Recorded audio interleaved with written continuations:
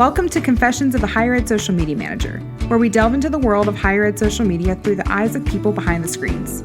Join us as we explore the ups and downs and everything in between when managing online presence for colleges and universities. From navigating the latest social media trends to dealing with crisis management, we'll hear firsthand accounts of what it's really like to be a higher ed social media manager. We'll sit down with masterminds behind some of the most innovative and engaging social media campaigns in the field and hear their behind-the-screen stories, best practices, and insider tips. Whether you're a seasoned pro or just starting out, sit back, grab your headphones, and get ready for some candid confessions and valuable insights into the world of higher ed social media. Confessions of a Higher Ed Social Media Manager is part of the Enrollify podcast network. You can subscribe to this podcast at enrollify.org or wherever you get your podcast.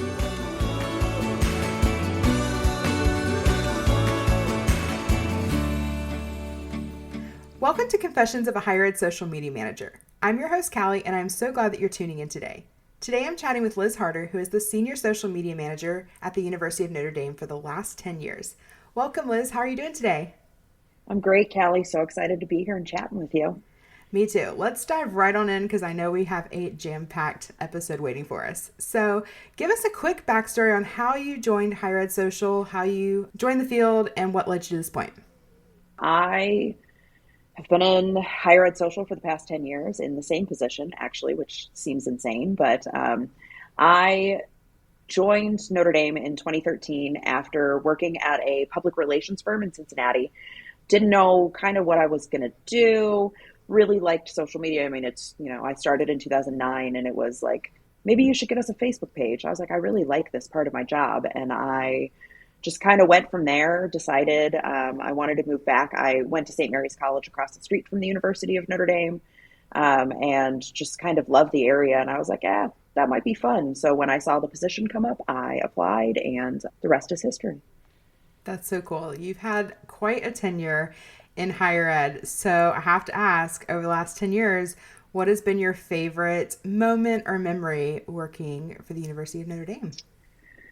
Probably the most emotional thing that I've done. We had, back in 2015, our longtime emeritus president passed away.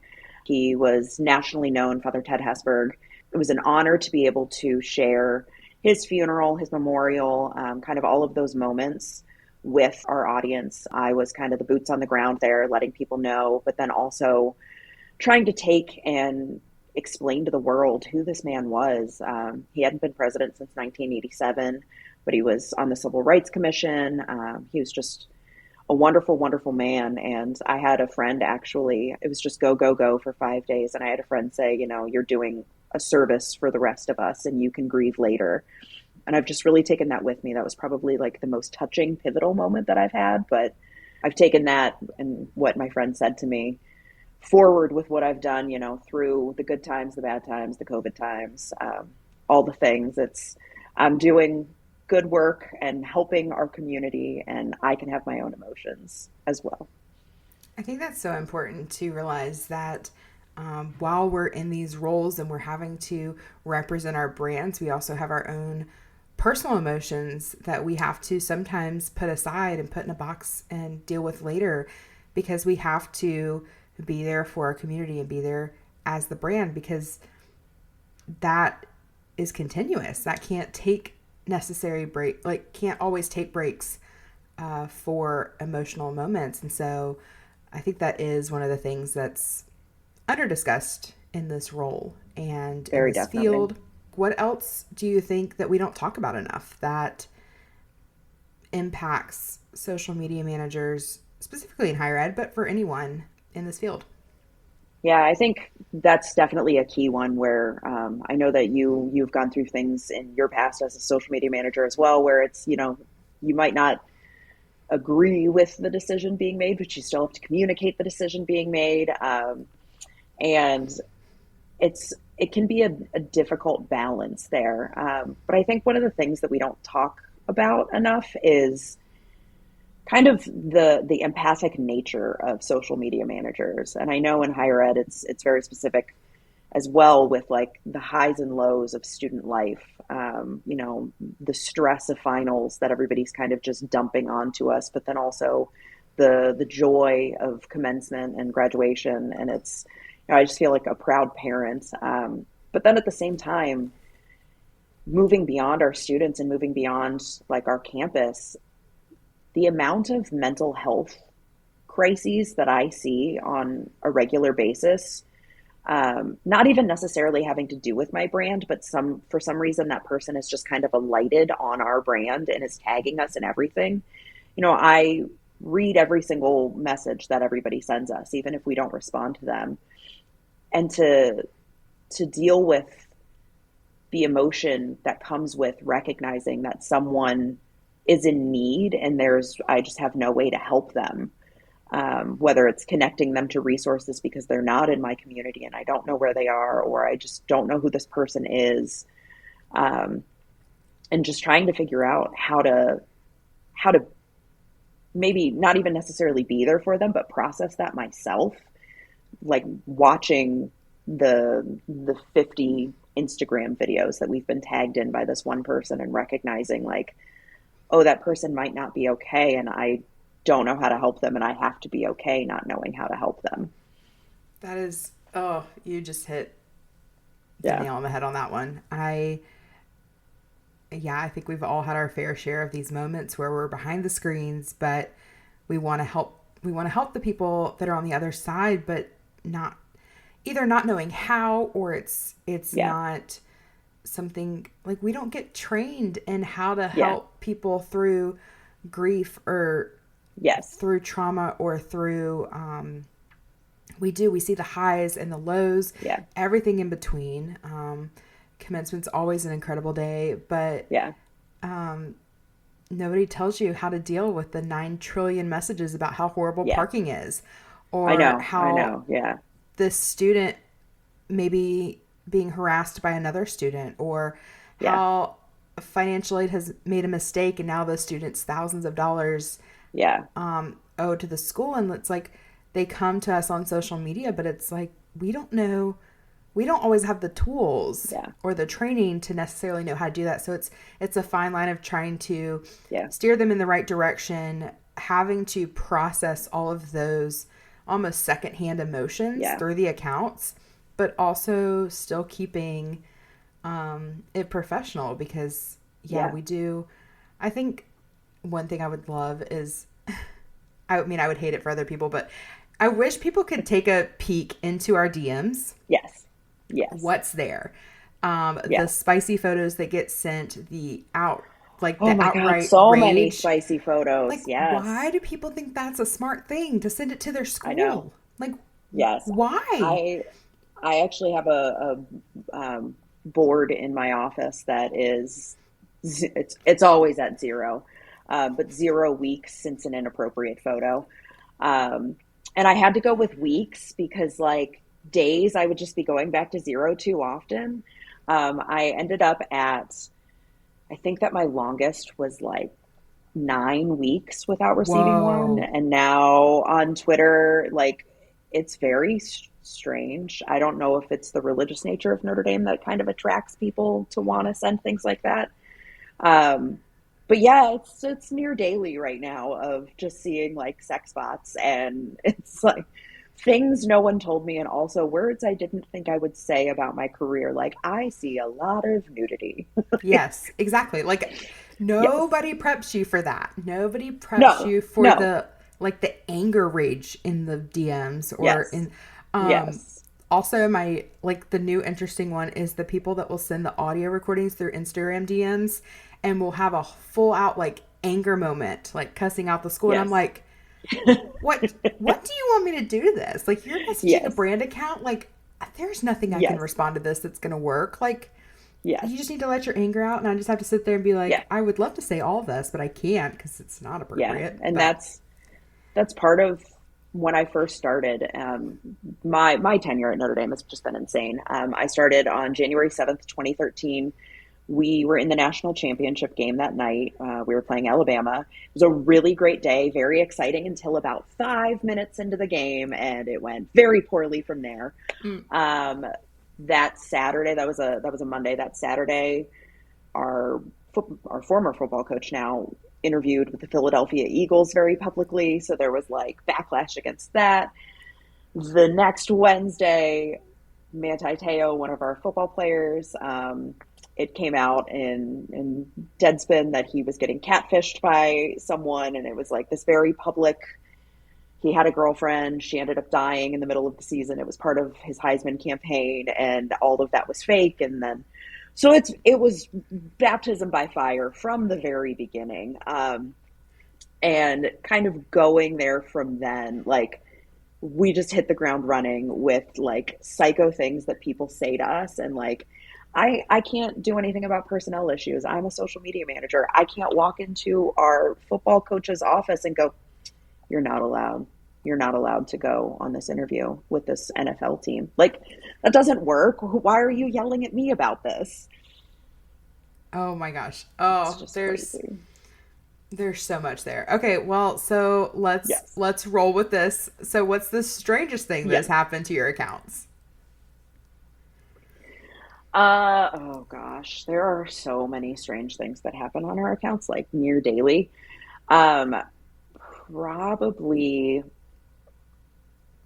this one isn't even, I mean, in 2009, Barack Obama spoke on our campus at our commencement, and it is shocking the number of messages that I still receive to this day about how angry people are, because of his stance on abortion, primarily, but politics. So there's other things that people are mad at there too. But like, people are like, "Oh my gosh, I knew Notre Dame was going downhill on that day," and it's like, sir, that was 14 years ago. Like, why are we still bringing that up?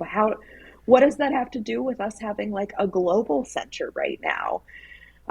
So I think that those are probably the strangest things that come in. Or actually, I just sent one on to my coworkers this morning. We have a woman who she tags Notre Dame in like these positive affirmations every morning, and I just like, I have no idea why. She's not really affiliated with us. She's not an alum. She's not a student.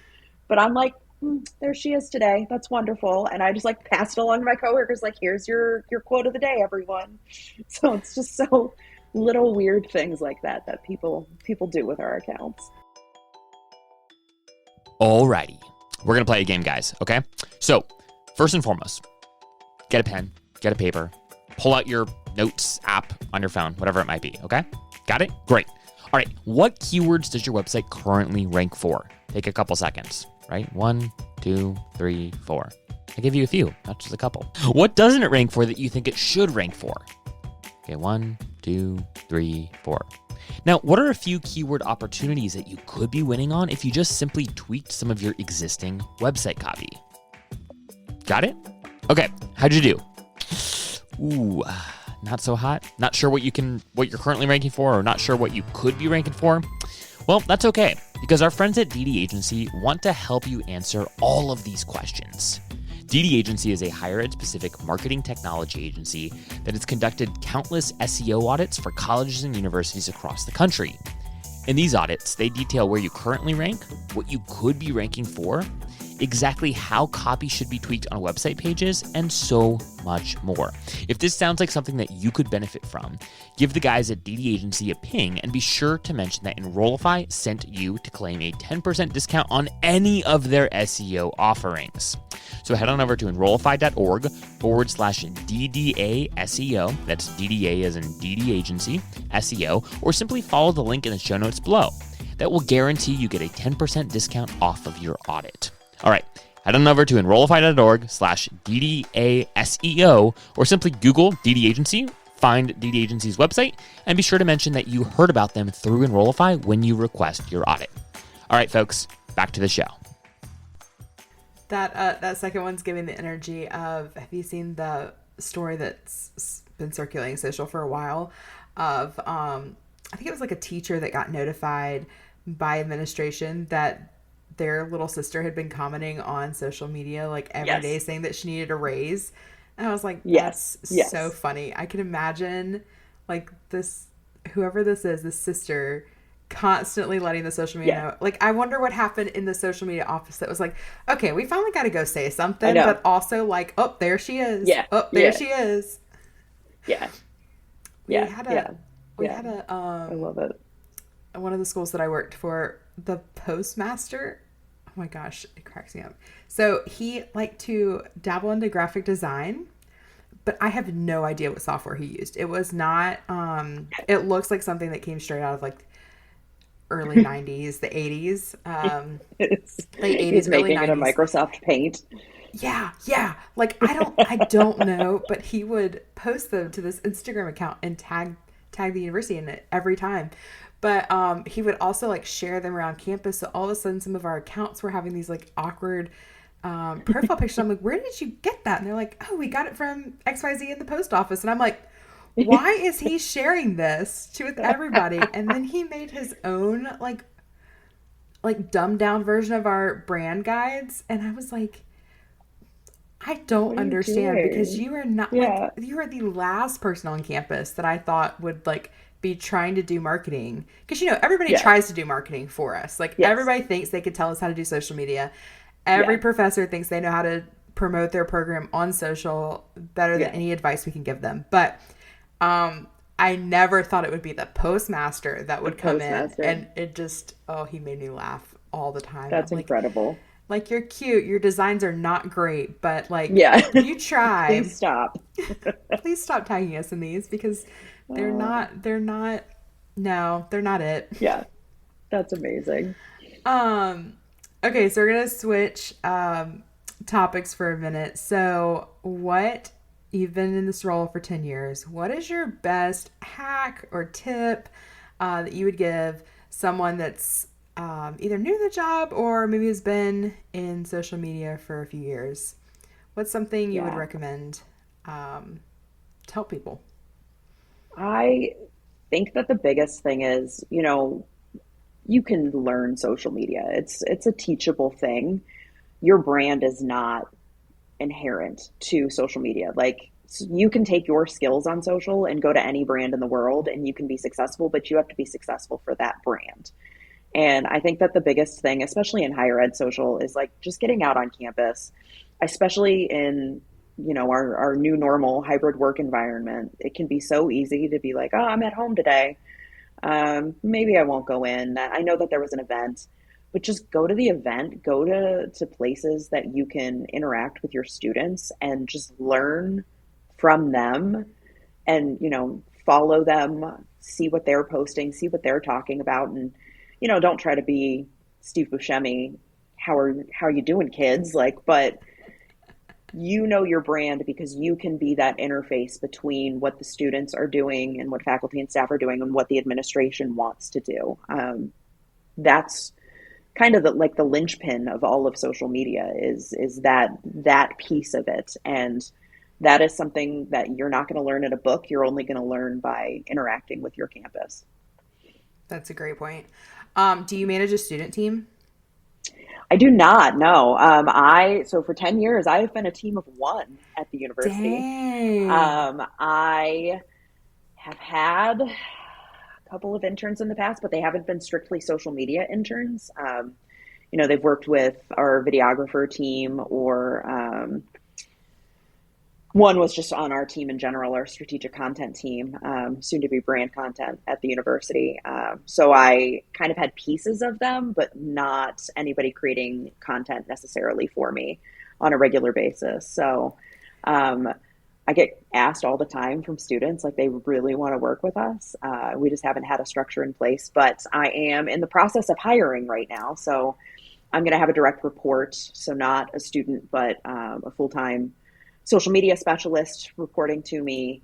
And then hopefully that frees up some of both of our headspace to be able to work with the student team. So that's one of the goals, but it's just been so much for the past decade trying to get it all done myself that there's no way that I've been able to manage student teams. So 10 years solo, but you're finally getting a sidekick. That's awesome. Finally getting a sidekick. Yes. Yeah. That's it's so exciting. The biggest upgrade in higher ed social, I think. Yes. You can manage with whatever equipment you have, whatever camera you have, whatever computer you have, but don't underestimate the power of a second person that can bounce ideas and just carry that. Like we said, there's an emotional load that comes with the accounts as well. Yeah. And so being able to share that and have people to talk to that understand it, rather than, you can always talk to people outside of your role, but you don't get it unless you get it, you know? You get it. Yeah. Yeah. That's cool. It's just, I worked with another woman on campus during COVID. So during our 2021-22 school year, no, 2020-2021 school year. And she was part of our performing arts center, and they shut down obviously all of their programming because no one could be in person. So she came on a work share program, and she was working with us on social media. And we actually just ended up hiring her into a role full time in our office. And I'm so excited because I'm like, we have a trauma bond. We lived and breathed and saw everything in 2020 that, included everything from shutting down the institution, moving our commencement online, like all of the things that we all experienced. But then also, we were supposed to host a presidential debate that we ended up canceling, that the president of the United States at the time may have given a bunch of people COVID at. We had a Supreme Court justice from our law school named at the time. There was a lot that went on with all of that. So it's like, yes, we lived through a very specific point in time together. And I'm like, you get it. You understand why my brain is this way. But that's something so important, because higher ed in general, like really, I feel like trauma bonded, like higher ed social trauma bonded together on that. But also, it is important that each institution had their own unique experiences. Like you have that list of things. The institution that I was working at the time decided to announce it was going to go co-ed on January 31st.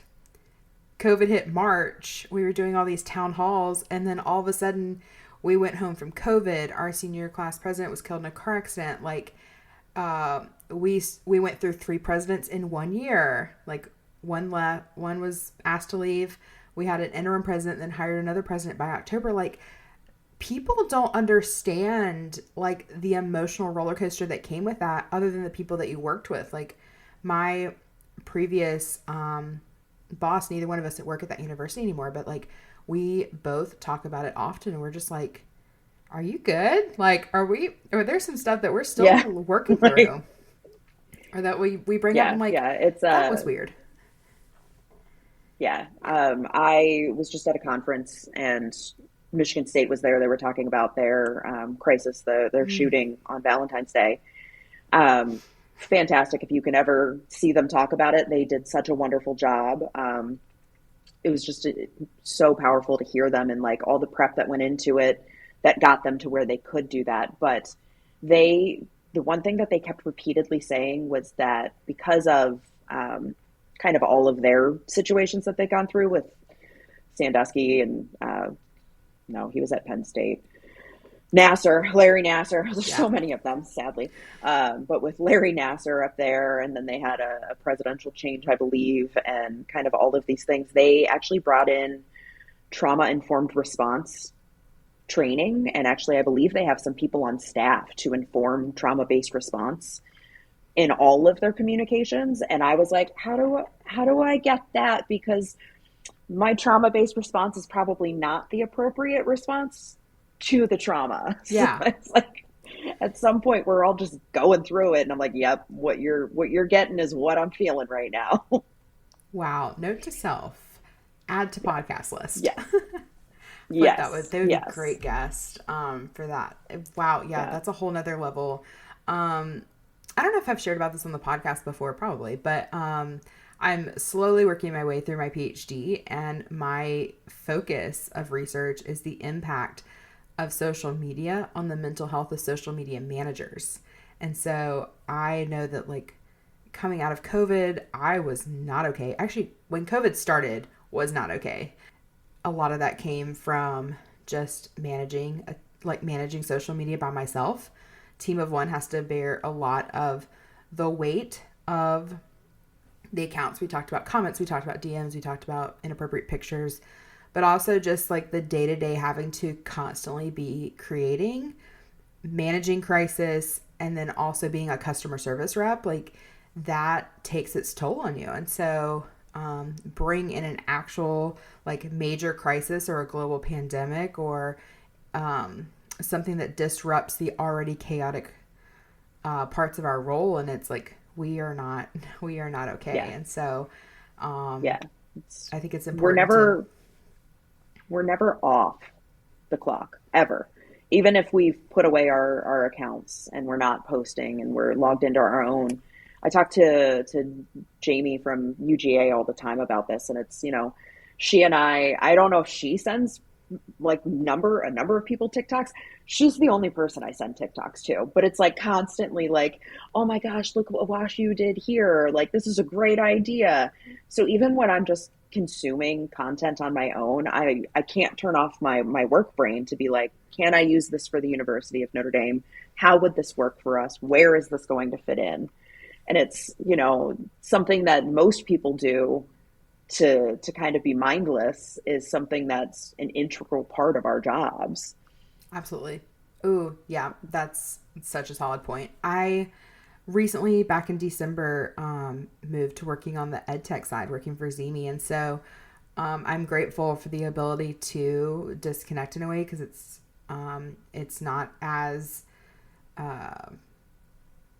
I have the opportunity to take a break from social when I go on vacation. And so I just took my first vacation since I started working in higher ed in 2015, that I did not have to log in. And let me tell you, that first couple days so I went on a cruise, and so you have no signal in the middle of the ocean. And even with like the very limited internet on the ship, like it took me the first like 2 or 3 days to not be consistently pulling out my phone and going to check Instagram and stuff, and it not loading and being like, oh yeah, turn your brain off. Because I'm still freelancing for a university, so I'm still managing it in a way. I scheduled some. The lift is less than when I was working there full time, but like once I finally, it was a 10-day cruise. So once I got through like day 3, 4, I started like enjoying my vacation happened. And I was like, I haven't felt this in so long. Like, what is this? Where you can just disconnect. Or when I hear people, they're like, oh yeah, I'm not on any social media. And I'm like, what's that like? I would love that. Yeah. What is that? Yeah. But what do you do with your time? Exactly. Like my screen time, we don't even want to talk about that. But yeah, it's interesting because you're right. Like even scrolling TikTok, like I'm consistently sending messages to people and I'm like, look at this one. Like this would be great for your school. Or, oh my gosh, what if we tried to do this for our business or XYZ? And it is, your brain's never off. And I think that's something people just don't understand very much. So if you are not working in higher ed, what other occupation would you like to try? So South Bend, where Notre Dame is, we have an international airport. It is international, but we can get to like 3 places on Delta, which is my preferred provider, weirdly. But we can get to 2 places now. We could get to Detroit, Minneapolis, or Atlanta, and they just canceled our Detroit flights, which is terrible because the Detroit airport is so easy to get to the East Coast from. Like it's very weird to fly from the middle of the country, like backwards into the country, then go to DC.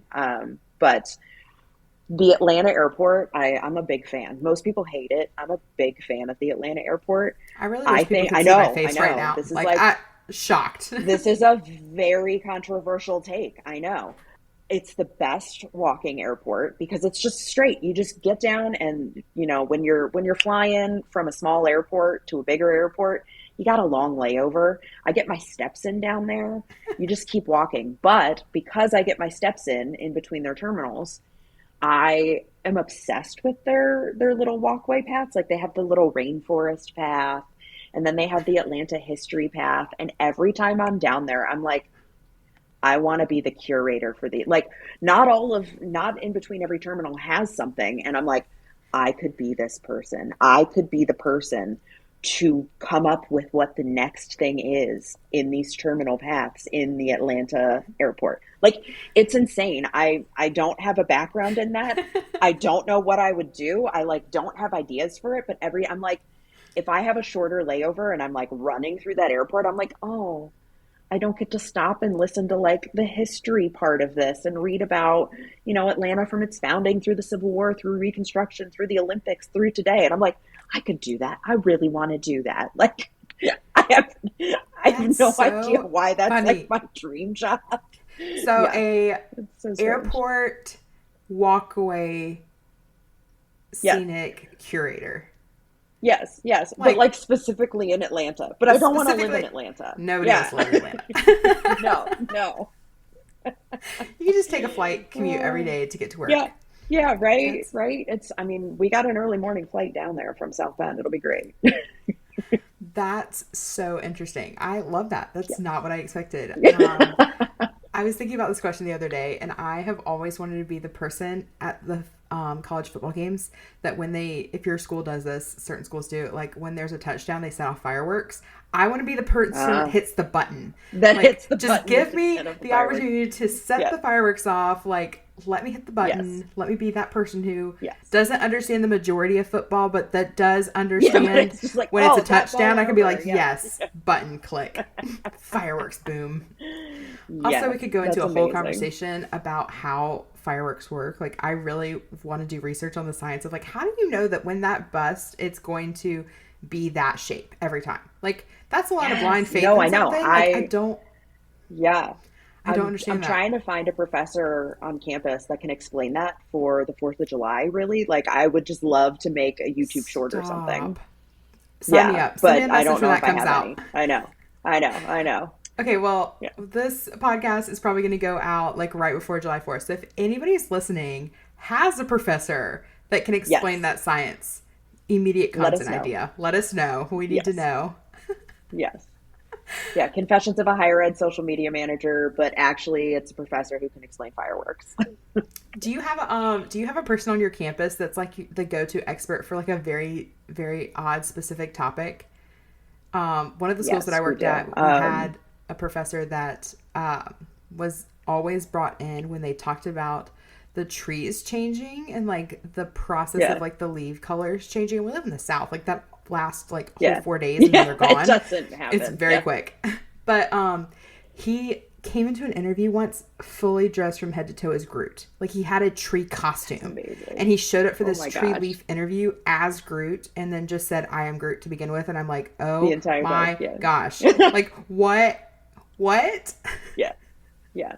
I don't have anybody that's shown up in costume, but we do have a researcher. He's just all over the place. He studies forever chemicals, so PFAS and PFOAs and like everything that's going to kill us. And it's kind of funny because whenever his research comes out, we just look at our media relations team and we're like, oh, what are we adding to the list today? And it's like dental floss, the wrappers on fast food, Teflon, like just like period. The big one that the Washington Post just picked up were like the Thinks period underwear, like literally everything. And I'm just like, do we have to keep putting this out? Like the list of things that we can use is just getting less and less and less and less and less. But then like last week he was in the Washington Post again talking about it. So that's funny. Does your office have a list of like, we were talking about professors that like, you know, when something comes out we need to keep an eye on. Do you have a list of students too? We used to have this list of like students that always raised our red flags when they posted. Usually if we had some that like if they posted we knew it was an actual emergency because they usually didn't talk negatively unless something was really wrong. But then we had the ones where we had like the alert set every time they posted because it was always a negative post and we needed to get ahead of their little fire. So yeah, we got those. Trying real hard not to name them. But no, exactly. I definitely have those. And then I think it was like, I spoke in a class right after COVID and I told students in this class, I was like, oh yeah, you know, I have you guys, like we use Sprout Social. I have like a category, a VIP list for students. And like, I know who you are. And one of them tweeted like, just heard that the University of Notre Dame social media manager keeps a list of all of us. And I was like, yeah, that's literally my job though. Like, I don't know what you expected your tweets were doing when you were tweeting this into the void, but someone saw them. I spoke at a class once and I told them, I was like, one of the funniest things about managing social media is that I know so much about our students, but sometimes I only know them by their user handle. And then like they may not have their first name on there. So I just know them at whatever their handle is. And then like I'll know that they just recently got engaged or that they just got this award or whatever. And so if I see them on campus, I sometimes will try to start a conversation, but it's always so awkward because they're like, who the heck are you? Who are you? Why do you know this much about me? Like, are you stalking me? Yeah. And then so I talked about that in a class, and a student posted an Instagram story, and they're like, hi, social media manager. If you see this, like, comment on it or something. And I'm like, hello, we see all. Like, hello. Yeah, I did that. I do that all the time where I like forget that they don't know who I am. And I was on campus with a friend, and we were walking her dog, and this student came and was petting her dog, and I just looked at her and I said, hey, Macy. And I was like, oh, Macy doesn't know me. And she just looked up like, who are you? And I was like, oh, I'm really sorry. Stalker. That was weird. Okay, next question. If you could only have one social media platform for the rest of your career, which is it going to be? Oh, that's a hard question. I'm still like weirdly a big fan of Facebook. Like, I just think that you can, I know no one says that, but I just think that you can like, you can curate on Facebook. Like, you can be connected to people, but unfollow them so that like you don't have the weird interpersonal thing. But I'm very much like a pull instead of a push thing right now, where for my own mental health, if like something happens or you're a person that has a lot of takes on things, whether I agree with them or not, like I have to be in the right mindset for those things. So I need to unfollow you, and I need to go to your account when I want to see your hot takes on things rather than just having them in my newsfeed. And I feel like Facebook is the easiest platform to do that on. They have that magic which is very for strange. 30 days button. They do. Yes, exactly. And it's like Instagram is great. And that's probably honestly where I spend the most of my time. But like Facebook, man, they got something down, except everybody needs the restrict button that Instagram has so that we have to approve comments before they go out publicly. Magical. Some of my favorite features. Yes. What's a moment that you wish you could have pulled back the curtain and let people see behind the screens? Yeah, this is probably, I think, and it's really like a personal thing and not necessarily like something that would have been cool for people to see. But in 2020, when, you know, I watched it happen to other higher ed institutions where they had to cancel their 2020 commencement. And then when it finally came time for us to do so, like, it caught me so off guard how emotional I was about that, because it was, you know, that was like the official kind of moment in the pandemic where it was like, this is a big deal. Like, yeah, we went home. Yeah, you're not supposed to come back after spring break. Yeah, we're online for the rest of the semester. But like when we cancel, like the reason that we exist is to graduate these students into the world. And I get it. I completely 100% understand why the class of 2020 felt the way that they did and responded the way that they did. But I really kind of wish that like I could have just had a camera on myself as I was crafting those messages, as I was getting approval on what messages I wanted to send, because that wasn't a message that we could just go, like, it needed emotion behind it. I needed to say something to these students to be like, this isn't something that we're just like doing to do. Like, this hurts more than just you. Like, and I was just so devastated. I remember at the time I was in an apartment and my desk was like, I didn't have any space between my twin bed and my extra bedroom and myself. And so I, at one point, just like gave up in the desk chair, and I was just like laying in the fetal position on the bed, sobbing, and then like had to hit send on the message. And then we started getting the responses, and I was just like, it's not me. I hate this for you too. And like, it's like, you know, most of the time, what do you want to pull back the curtain on? It's like, oh, something really cool that we did. Like, no, I really want you to see, like, there are humans back here. And maybe if you see a human on one account and like the actual emotions that we go through, like you're gonna approach social media differently in the future. I cannot agree more. I wish that we had like a little therapy group for everyone who had to make that announcement, because I was also in an apartment at the time, and I remember going out on my balcony and sitting out there and just sobbing because I knew that I was about to have to send that message out. And for me, the class of 2020 was my first incoming freshman class when I started working in higher ed. And so I had followed them Yeah. from, because I started the summer before they came in, and so they were the first class of like future students, and Yeah. then Yeah. I was there all in on their move-in day, and all like I followed so many of their journeys that when it Yeah. got to graduation, and then all of a sudden we're canceling it on them. I know. And our school like didn't have a backup plan. It was just like Yeah. it's canceled. Yeah. I felt so strong about that and just so passionate for this group. I told them, I was like, okay, I'm going rogue. I'm doing a graduation celebration on Facebook. And this was Yeah. like our school just hadn't even thought about it. And so I messaged Yeah. all of these seniors because I had the email list and was like, I Mm. need you to send me a picture of yourself, your Oh, favorite memory at the school, what your degree is, and where you're going after graduation. And I remember going in yeah. Canva and making a slide for all like 200 something Oh students. my gosh. And Yeah. then I found this really emotional. It wasn't supposed to be emotional. It's this song on this platform that I have for licensed music, and it's Yeah. called Heroes and Dreamers. And Yeah. it made me sob. Like it just Yeah. continued. Like I just cried the whole Yeah. time I made this thing. And Yeah. so we did a Facebook premiere video of that. And then the president we had at the time, so that was our interim president that year, Yeah. was really good at recording videos on his Mac, which is great Oh, considering he was nice. like in his Yeah. He was at home too. 70s, maybe 80s, I don't know, but older. And he recorded this amazing little message, and we just put on this little virtual graduation. Mm. And I remember students messaging me afterwards, and they're like, it means so much that Yeah. y'all did this. Like, we thought this was a full Yeah. loss. And they did get to participate in graduation in October.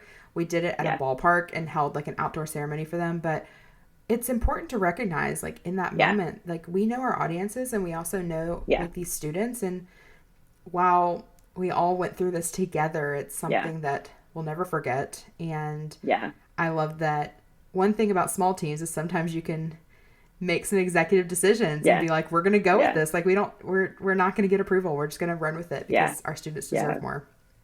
Yeah. We brought our class back in 2020. It was last year, 2020. We did two commencements last year. So we did the class of 2022, and then Memorial Day weekend, we did the class of 2020. So they got their full senior week experience and, in stadium graduation, all that stuff. But I like didn't know what to do with our content because we had one image that came through in 2020, and it was a student wearing her cap and gown, and she was visiting her grandfather in his nursing home, and he was on one side of the glass and she was on the other, and she was like, he always wanted one of his granddaughters to go to Notre Dame, and we've only been co-ed for 50 years, so like none of the girls could when he was an alum, and she finally graduated, and it like burned in my retinas is this image of this student and how proud she looked and how proud her grandpa looked, and I was like, I don't want to like use that. Like at some point it's like, oh, I'm using you for content and clicks. Like that was a moment that we could share in 2020 because it was happening. But to bring that back to be like, remember when your graduation was like this and now it's like this? It's like, oh, we shouldn't actually do that. I would love for you to share the story you shared with me earlier with our audience because I think it's golden, and then we'll wrap up our last questions. Wild stuff. I've been doing this job for too long. Everything is kind of coalescing into one. All of my pop culture, all of my work. Like since the Eras Tour started back in March, like every weekend I attend at least one Taylor Swift concert on TikTok. Wonderful, love it, can't stop. I don't have tickets to the Eras Tour. I kind of don't want them because like I could get multiple different views on TikTok. Right? But yes, 100% that. Because I spend so much time watching Taylor Swift on TikTok, my Reddit app now is like, we should show you the subreddit for Taylor Swift. So the other day I'm just scrolling, and first I see a headline last week, which will be a couple weeks ago when this comes out. A man who was stalking Taylor Swift was arrested. And like the headline that I saw first was, man trolling Taylor Swift on social media is arrested. And I was like, how do I get my trolls arrested? Like I sent it to my coworkers. It was just a funny laugh, whatever, haha. And then the next day on Reddit, I'm scrolling again, and another headline comes up, and it starts with Indiana man, which I'm immediately like, what is my state doing? And I go on, and it's like, Indiana man arrested, charged with stalking Taylor Swift, who he believes is his soulmate. And at this point, like, my brain is just like sparking. Like I'm just, the wheels are turning, everything's happening. And I'm like, oh, this sounds really familiar. That's weird. And I click through and I read the man's name and I literally fell out of my chair. Like literally, not using that as a figure of speech. I hit the ground because this man, this Indiana man who thinks Taylor Swift is his soulmate and has since been arrested because he has been sending some not appropriate messages to her about what he wants to do, has been messaging the University of Notre Dame for months. For absolute months. Like I was like, this can't be happening. This isn't real. Like I'm being punked. Like where's Ashton Kutcher? Like what's happening right now? This can't be real. But like, again, you go back to mental health and like the mental health of people that like you see, this man has just been messaging the University of Notre Dame for literal months, constantly talking about his wife, Taylor Allison Swift, how they're going to go to the White House because he's going to become president, and Dr. Taylor Allison Swift, because she has an honorary degree from NYU, is going to be the first lady.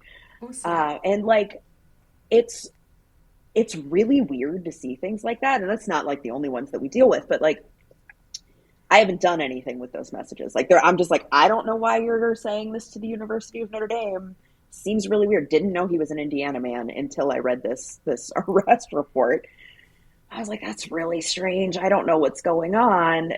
And like, eventually I think I reported like one or two of his messages to Instagram, but you're just like doing that into an abyss. Like, are they actually reading what's going on? And also it's really weird when you're reporting things to these platforms where it's like, are they harassing you? It's like, no, this man is not. Like, I don't know. He's just messaging Notre Dame. I don't know what he's doing, but he's not threatening us. Well, apparently he's over here threatening Taylor Swift. And I was like, oh my God. Oh my, I know this person. I know this person. I know everything. Yes. No, it was concerning. Yes, this is happening. And that was like, I try not to kind of break the fourth wall. And on that one, I was like, I can't resist. I cannot resist. And I like went into the subreddit and I typed out, I was like, okay, I run a brand account and like this person's been messaging it and I've reported it to Instagram. And the original poster was like, did Instagram respond? And I was like, no, but also you'd be shocked that this happens like really frequently where like brands get tagged in random stuff like this. And I've never actually seen it come to like a literal arrest. Yeah. Like, I don't know what I'm supposed to do. Like, should I have bought a lottery ticket? Should I have quit my job? I'm not sure which way I was supposed to go with like my entire life just coalesced into one thing last Friday. Oh my gosh. That story is absolutely insane. But also like the amount of times that we have looked at our like messages or our accounts and thought, I should report this to the police, or I became very well known with their police departments on campus. One school had an official like police department, one had a security team, but there was a multiple times where I'm like, hi, so don't know if this is an issue. Rather be safe than sorry. But sometimes you feel so stupid seeing like, okay, somebody messaged our account. Like, okay, they can't necessarily do anything if it's not a direct threat, but like sometimes we just need to raise the red flags on some students or some people or like, it is an interesting, how do we navigate that?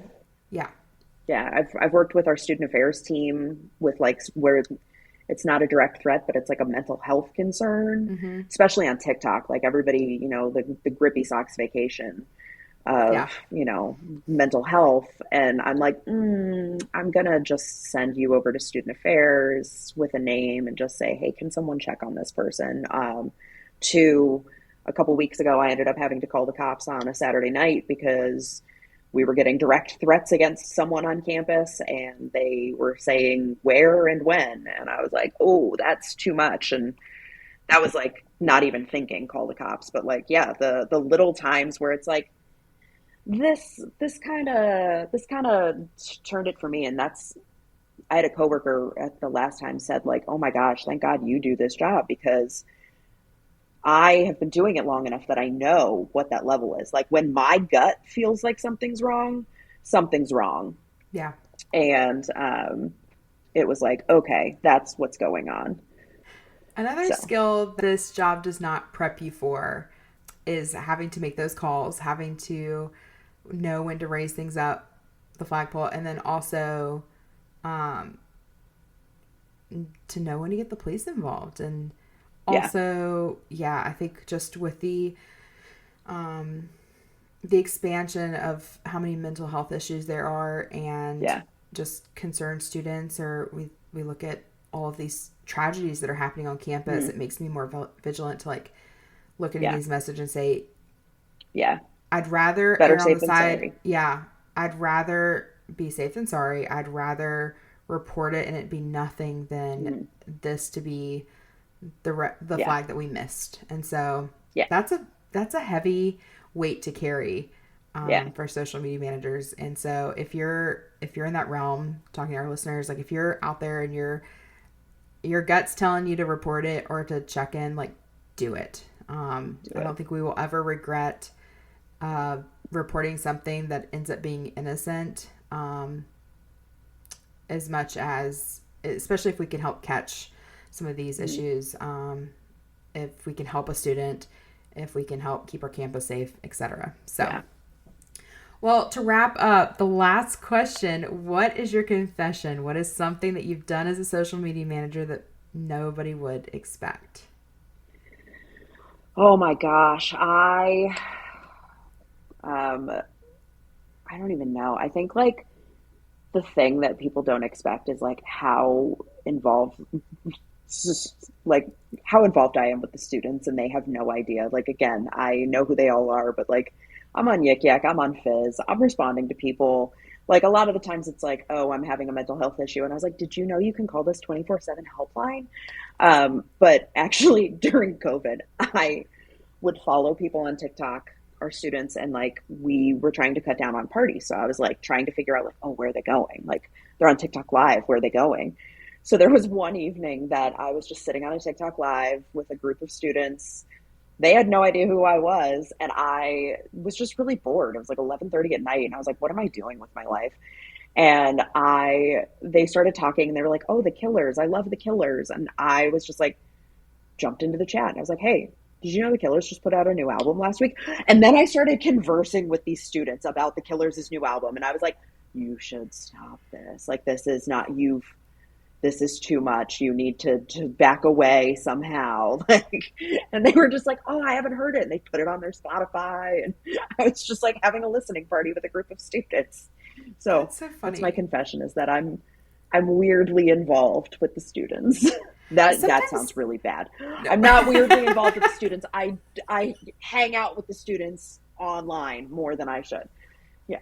I got what you meant. I think literally anybody who listens to this podcast is also going to understand that one. It is interesting though, because sometimes I've seen students start dating and posting photos, and then it's so like fun to watch their journey of getting engaged, and then sometimes like making it all the way to when they get married, like through their, and I'm just like, I would love to send you a little gift. Like I'm so invested, and you have no idea who I am, but I am so invested in your life. Or just students that go on adventures overseas, and I'm like making sure I'm like, you did get back all right, right? Like we did bring you back home. Like, you're safe. Oh my gosh. We had a moment with one of my coworkers, actually. He went abroad to Rome just on like, I believe it was a personal trip. It wasn't even with the university. Dropped his wallet in Rome the night before he was coming back. Someone picked it up. He had an employee ID in his wallet. So they got in touch with the university on Facebook, and they said like, hey, I've got this guy's ID. Like, can you put me in touch with him somehow? And it just so happened that like this man sat 3 desks away from me. So I like messaged him, and I was like, hey man, you just in Rome? How was your trip? And he's like, how did you know that? And I was like, well, I know where your wallet is. And he's like, what? How? What? And I was like, yeah, that's fine. We're just going to make this connection.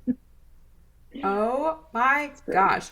Well, that's an epic way to end this podcast. Like, cross the Atlantic, being able to assist. Yeah. That is so cool. Oh my goodness.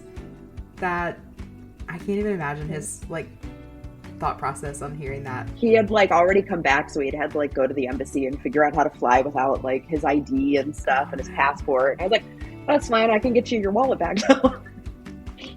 The power of social media. Well, thank you so much, Liz, for joining us, and thank you to everyone who has listened in today. We're so grateful you're here, and Liz, thank you so much for taking the time to chat with us. Thanks, Callie. I loved it.